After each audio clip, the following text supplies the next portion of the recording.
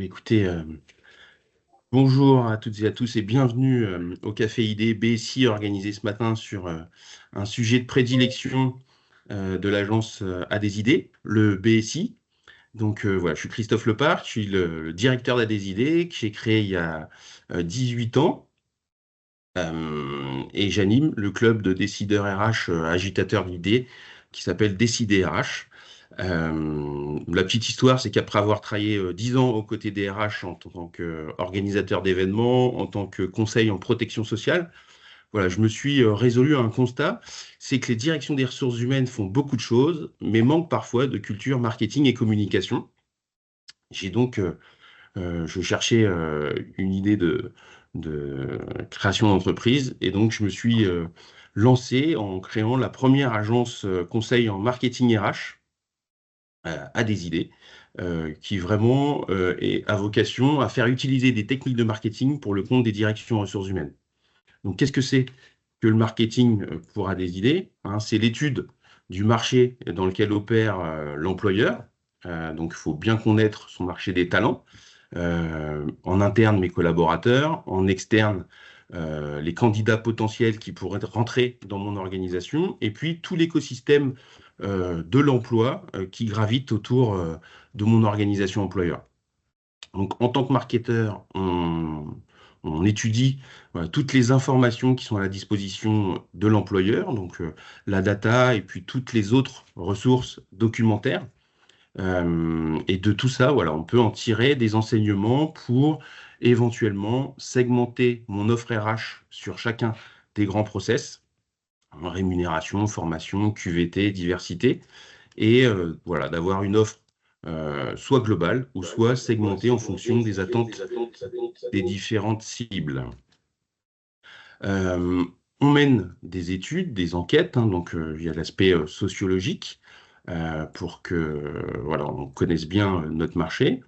Et puis on éduque, on communique pour que cette politique RH, elle ait du sens et elle soit comprise par l'ensemble des parties prenantes. Et en communication, hein, plus on est proche de nos publics, mieux la communication est perçue. Et donc, quoi de mieux que de communiquer de façon individuelle à chaque salarié? Donc, il y a un magnifique outil de valorisation de la politique RH des organisations, c'est le BSI, hein, ou le bilan social individualisé, alors qu'on renomme bien volontiers chez ADES, hein, plutôt bilan de rémunération globale, parce que pour nous, le bilan social, voilà, l'objet est un peu différent. Mais voilà, ce matin, on va lui laisser ce petit nom de code BSI, qui a voilà, pour vocation à valoriser l'ensemble des avantages consentis dans une organisation à chacun des collaborateurs. Et donc, on parle beaucoup de transparence des salaires. Et donc, ce sont des sujets qu'on va aborder ce matin avec le témoignage de deux clients que je remercie d'être avec nous ce matin. Donc, Marilyn Faure, qui est responsable rémunération et avantages sociaux du groupe SAMC. Voilà, Marilyn, vous verrez, est une personne assez incroyable et souvent de très bonne humeur. Euh, Au club Décidérage, on a un claim, hein, c'est que les RH, c'est un sujet beaucoup trop sérieux pour être confié à des gens tristes.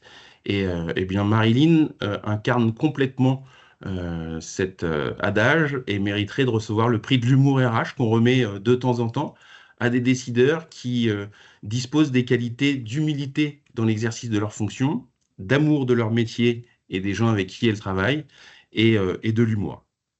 Donc voilà, j'espère que vous découvrirez cette belle personnalité. Et à ses côtés, Julien Beau, voilà, Julien qui dispose d'une palette de compétences très intéressante. Il a œuvré en tant qu'agent d'accueil lorsqu'il est rentré en tant que stagiaire chez Rentoki l'Initial. Et il est désormais directeur du CSPRH, donc avec la gestion de l'administration du personnel, de la paye, de la formation et du contrôle de gestion sociale. Julien adopte une posture qui est intéressante hein, quand on est RH, c'est de se mettre dans la peau d'eux. Et du coup, en tant que RH, voilà, il met à la disposition de tout à chacun des outils utiles et il nous parlera tout à l'heure voilà, de son euh, expérience du BSI profilé et qu'il utilise pour séduire les candidats.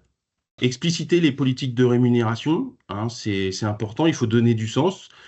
Faut pas hésiter à expliciter les process pour bien faire comprendre hein, que la rémunération n'est pas le fruit d'un tirage au sort, qu'elle sort du chapeau, mais qu'il existe bien un process structuré avec des grilles et autres techniques qui aident à la structuration. Et il n'y a pas mieux hein, pour tuer les fantômes qui peuvent se promener dans les couloirs des organisations ou dans les ateliers que d'expliquer et d'éduquer tout à chacun, que ce soit la direction générale, la DRH, les partenaires sociaux, les managers ou les collaborateurs, sur ces politiques.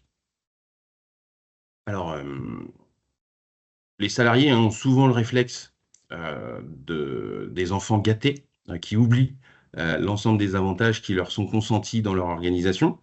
Et donc, il y a un outil qui permet de remettre au goût du jour chaque année l'ensemble des avantages consentis au cours de la période précédente. Donc là, on délivre en ce moment hein, les BSI 2 qui valorisent le package 2023. Euh, et c'est un outil voilà, qui va vraiment reprendre l'ensemble des composantes de l'offre sociale. Il y a 20 ans, les BSI étaient plutôt réalisés par des cabinets conseils en rémunération. Dorénavant, voilà, ce sont plutôt des cabinets conseils spécialisés sur le sujet, voilà, qui donnent du sens, y compris sur tout ce qui est non numéraire, hein. Et les salariés sont hyper attentifs à tous ces sujets d'organisation du travail et de qualité de vie au travail. Donc on valorise aussi voilà, les- le télétravail, par exemple, et puis demain, peut-être le fait d'avoir la semaine de 4 jours. En tout cas, voilà, on valorise l'ensemble des avantages et pas uniquement ceux qui sont numéraires. Alors, le BSI, hein, il est souvent utilisé comme outil de rétention pour valoriser auprès de chaque collaborateur tout ce qu'ils n'ont pas conscience. Donc, la métaphore de l'iceberg hein, se prête très bien à expliciter que le salarié aujourd'hui, voilà, il regarde à peine son bulletin de paye qui est dans son coffre-fort électronique. Du coup, il a conscience de ce qui touche sur son compte en banque, donc son salaire net. Il oublie qu'il y a de l'impôt qui est passé par là. Et puis, voilà, très salvateur que de lui rappeler les éléments de rémunération, mais aussi de rémunération complémentaire, de protection sociale et autres.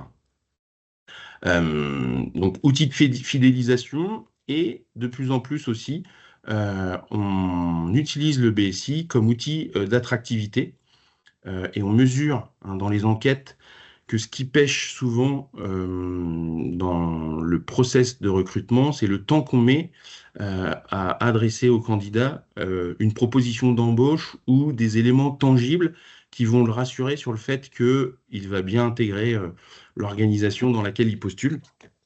Et donc, on a un petit outil magique qui est le BSI fictif ou profilé qui va présenter au candidat voilà, l'ensemble de son offre rémunération globale de façon très technique et pointue.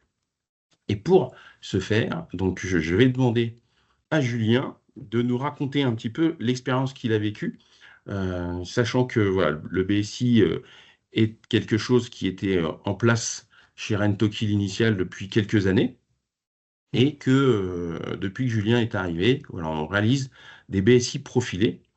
Donc Julien, est-ce que tu veux nous expliquer ton expérience?